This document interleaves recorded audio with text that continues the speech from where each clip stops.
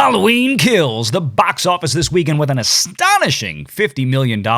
Not quite as good as the original or the original of the new versions of Halloween that came out back in 2018. This is the sequel, the follow-up to it.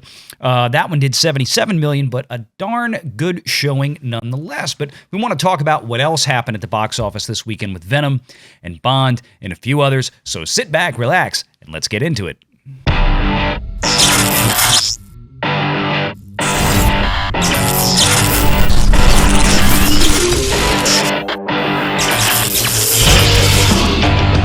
Renegade Online.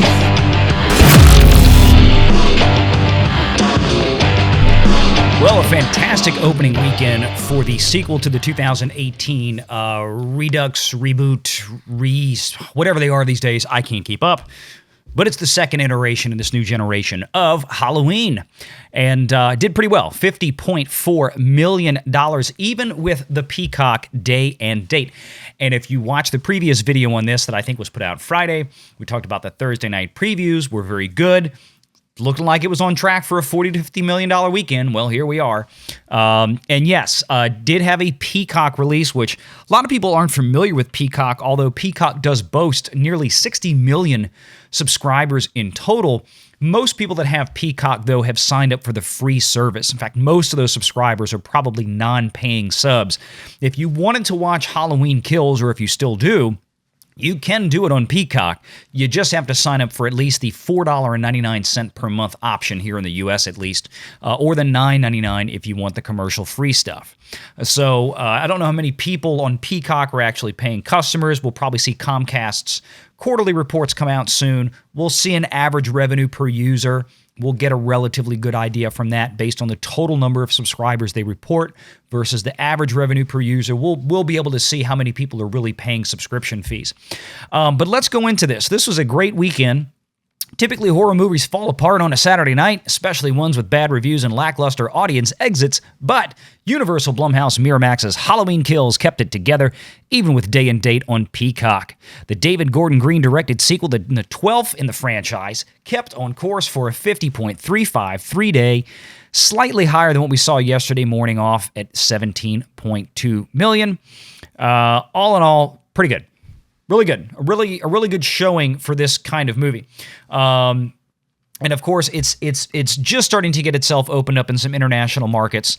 But let's go ahead and let's look at the weekend numbers, because we're going to talk about a few of these. Of course, No Time to Die, Venom, and really the rest of them just kind of fell in line. A little disappointed with The Last Duel, obviously, but Disney really didn't put any marketing. They really put barely any P&A behind that movie. Again, that was an inherited film from the merger deal or the buyout deal of 20th Century Fox Studios, kind of like Dark Phoenix was and Free Guy was. I think Disney was pleasantly surprised with the performance of Free Guy earlier this year, to where they started going back and pumping money into it after it had released to try to drive more sales, and I think it worked out.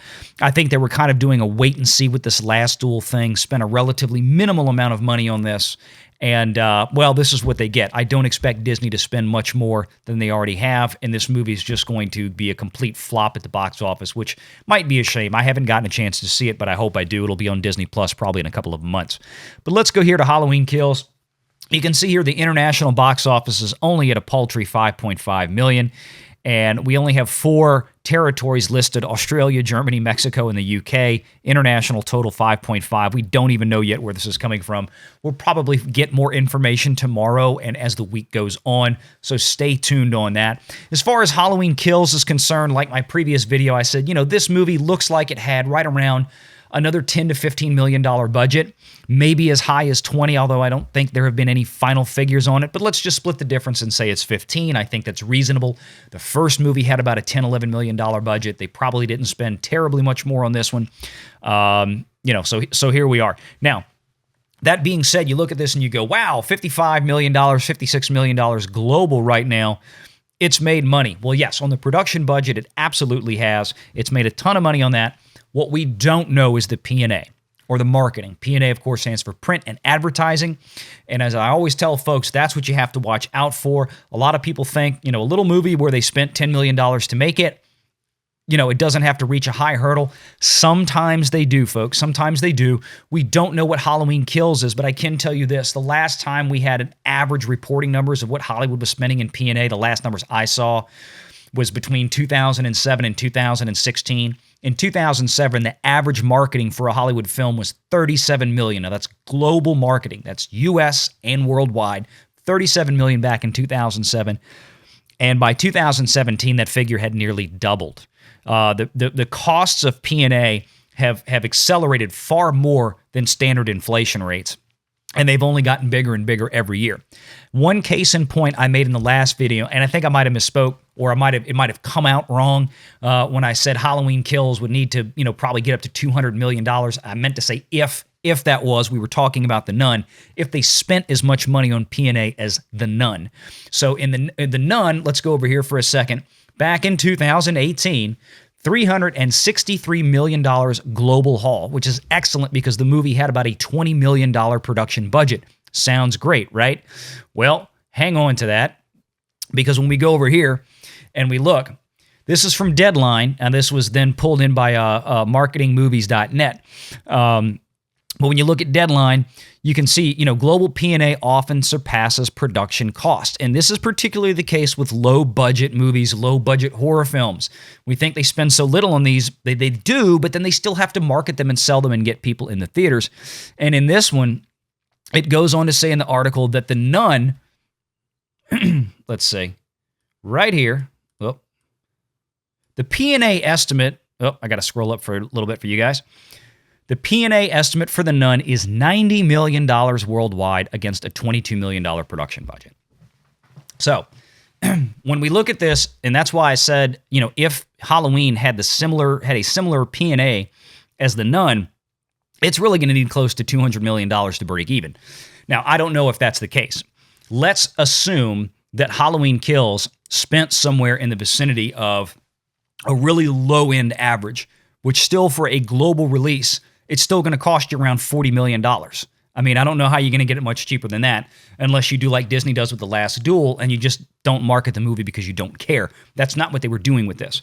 So let's say between a $15 million production budget and maybe another $40 million to $50 million in global P&A, which is really inside the realm of normal average possibilities here.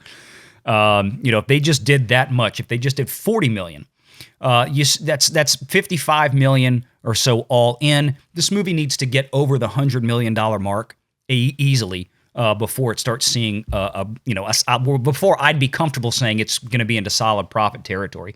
Unless I find some other numbers where they spent far less on global P&A, but I'd be shocked because it's just, you can't. You can go higher, but there's only so much of a floor that you can reach if you're really going to market a movie worldwide. Now, over back on James Bond, let's talk about this one real quick, and Venom as well, because one thing I want to mention here, No Time to Die, obviously it pumped up a good bit this weekend, closing in on $450 million. That's great. It's still got to make about another $500 million before it sees a profit, according to a number of very well-versed, well-connected sources. Variety, Deadline, they've all talked about this. Forbes magazine, I believe, as well. Because of the amount of money that was sunk into producing this movie and a massive global P&A that was between 150 and 200 million because it had to be remarketed several times. So this movie still has a ways to go. And finally, let's talk about Venom. Venom, Let There Be Carnage, $283 million global cum. Obviously, this weekend was a big weekend where a lot of international markets started opening up. So we're going to probably have more numbers come Monday or Tuesday with this. It still has several markets to go. China is supposedly still on the table, although not scheduled yet. And the same thing with James Bond. James Bond also has a scheduled Chinese release date on the 29th, so 2 weekends from now. So that will pick up some additional stuff there as well. So all in all, pretty good weekend at the box office. Good weekend for Halloween Kills. More to come. Stay tuned. Leave your thoughts in a comment below. Please like and subscribe. Hit the share button. Send it out on social media. And leave a comment, like I said, before you head out, and hit that notification bell. It's good to see everybody again. Hope you all had a great weekend. And until next time, take care.